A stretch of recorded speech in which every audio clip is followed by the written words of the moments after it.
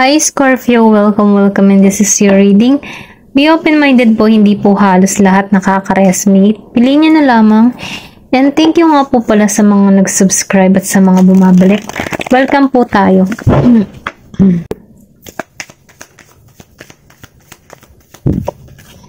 Meron ka ditong Six of Swords reverse.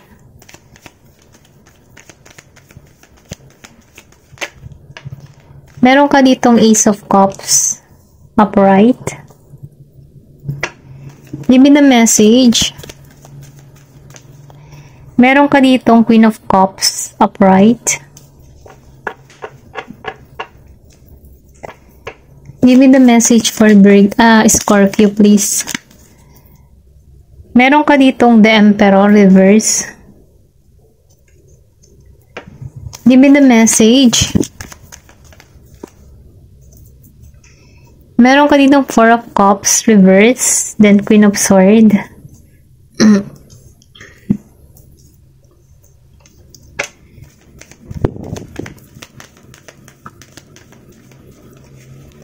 Give me the message for Scorpio. Maybe may person kang Virgo. Ito lang yung nararamdaman ko. Meron nakakaalala sa'yo.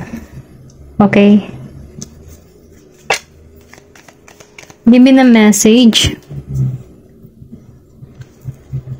Nine of Wands. Nafe-feel ko to. Meron tao ditong nakakaalala sa'yo. Okay? Hindi halos lahat makaresonate talaga nafe-feel ko. Meron ditong tao na nakakaalala sa'yo. Aries energy. Meron din ditong Leo and Sagittarius. Gemini, Aquarius, and Libra.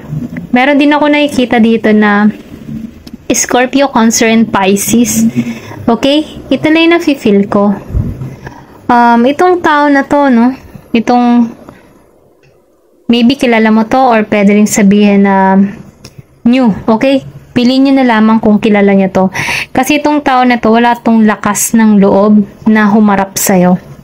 Ito lang yung nakikita ko sa tao na to.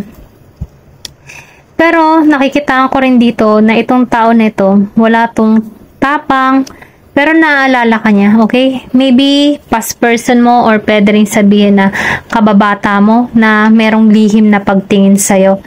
Nafe-feel ko dito na itong tao na ito, minamanifest ka nito or hinihiling ka nito. Kasi malinaw para sa kanya na ikaw yung babae or lalaki na karapat-dapat para sa kanya. Pero ganun pa man wala siyang ginagawang na hakbang or wala siyang ginagawang pagkilos dito kasi itong tao nito wala tong tapang. Pero ganun pa man iniisip ka nito. Maybe past person mo na to or pwede rin kilala mo na to, okay? Kasi itong tao nito nakamasid sa'yo, maybe tinitingnan ka nito sa social media, lagi siyang nakabantay sa'yo. Kasi kung makikita mo dito feeling safe or best friend or maybe merong kang best friend dito na merong lihim na pagtingin sa'yo. Okay, wala siyang tapang at lakas ng loob. Kasi nakikitaan ka ng tao na ito na si Queen of Swords, yung tipo na may authority ka, may tapang, maybe maprangka ka or sabihin natin seryoso mong tao. Ito yung nakikitaan ka ng tao na to. Then, nafe-feel ko din dito na ikaw yung tipo ng tao na may pagka-stricta. Ayun, ito lang yung nararamdaman ko, no? Hindi halos lahat makaka-resonate or pwede rin sabihin natatakot siya na sa sandaling malaman mo yung kanyang pagtatangi sa'yo, pwedeng mawala yung friendship sa inyong dalawa. Okay, ito lang yung nakikita ko. Then nakikitaan ko rin dito na hindi niya may offer yung cups na para sa'yo kasi nakikitaan ka niya na nakatuon ka pa sa ibang direction or sabihin natin mas nakatuon ka pa sa ibang bagay, okay? Na kung saan hindi mo makitaan yung offer niya para sa'yo.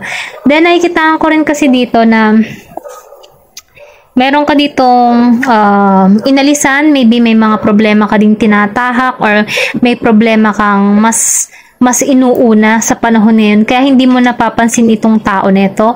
Ito lang yung nararamdaman ko or pwede rin sabihin na hindi mo pinapansin itong tao nito. Maybe past person mo na to na kung saan ano, tinanggal mo yung sarili mo sa tao na to.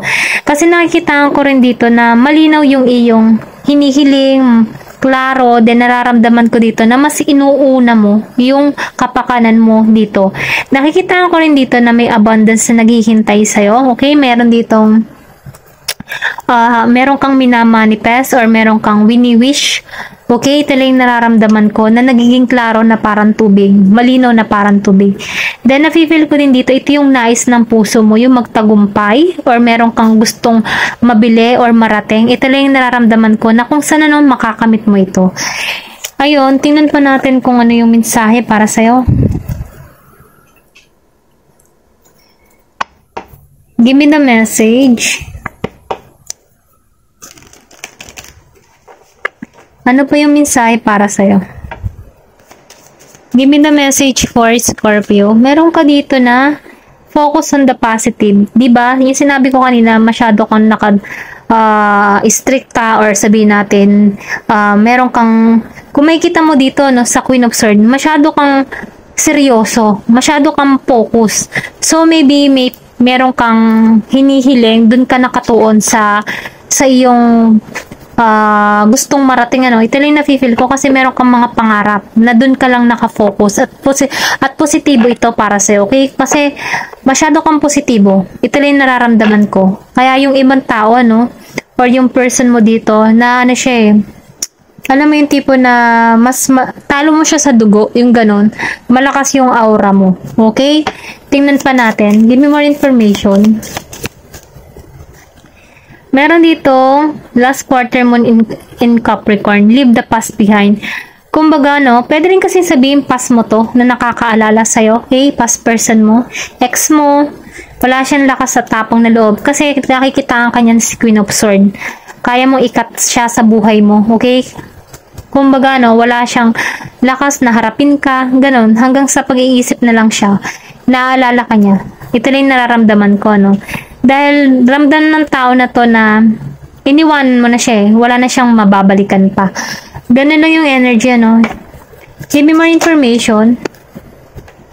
Meron ditong shine. So, ibig sabihin ano, nafe-feel ko dito na meron kang tagumpay na makakamtan or may biyayang parating sa'yo. Then, nararamdaman ko din dito na may kagalakan, okay? Ito nakikitaan ko kasi nakitaan ko dito na tapos na eh. Tapos na yung mga tinahak na problema mo na kung saan ano, nakatuon ka talaga sa positibo.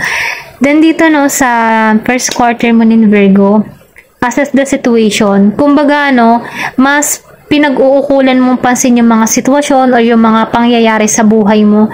Mas nakatuon ka ngayon sa ikauunlad mo. Ito lang yung nararamdaman ko. Tingnan pa natin kung ano pa yung another message para sa'yo.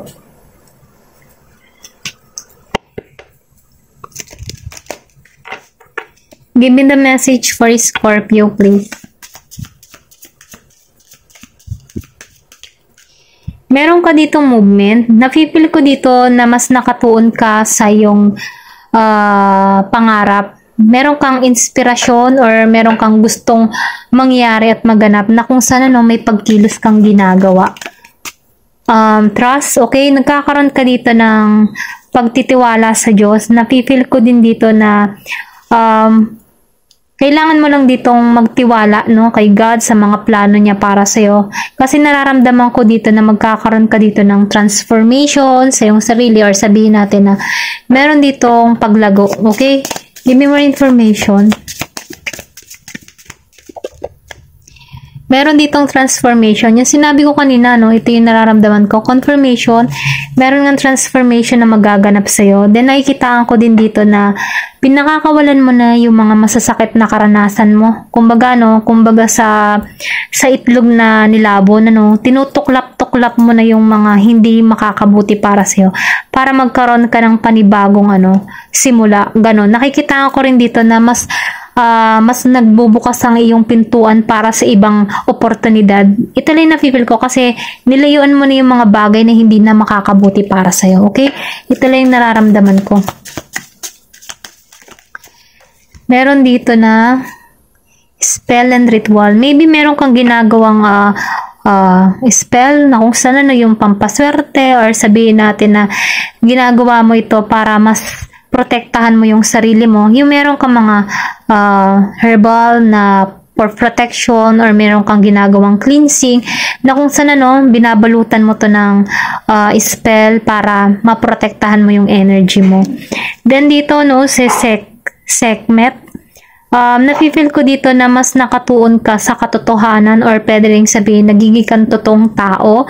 May tapang at lakas ng loob ka. Then nakikitaan ko rin dito na napag-aaralan mo ng ayusin yung shadow work, or inaayos mo na yung yung mga dark experience mo, yung mga masasakit or masasamang pangyayari, no, tinatanggalan mo na to. Ito lang yung nararamdaman ko dito.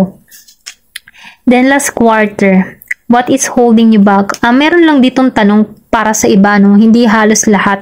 Nafe-feel ko dito na ano ba yung ito yung tanong sa'yo, no? Ano ba yung pumipigil para sa'yo para hindi ka magbago? Yung iba kasi dito maybe nahihirapan pa rin sa sitwasyon, nahihirapan siya sa pagbabago, pero ganun pa man sinasabihan ka dito na tanungin mo yung sarili mo kung ano ba yung makakabuti para sa'yo, at dun ka magtuon.